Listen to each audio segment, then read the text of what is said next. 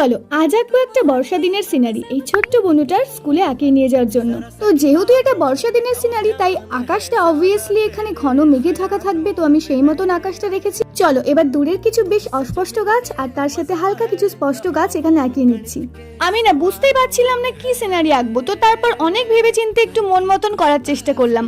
জানি না এটা তোমাদের কেমন লাগবে, তবে তোমরা দেখে জানিও অবশ্যই। আর এই যে এবার এখানে সাইডে একটা বড় গাছও করে নিয়েছে, আর এখানে এই ফুলগুলো দিতে গিয়ে ভীষণই বাজে হয়ে গেছে।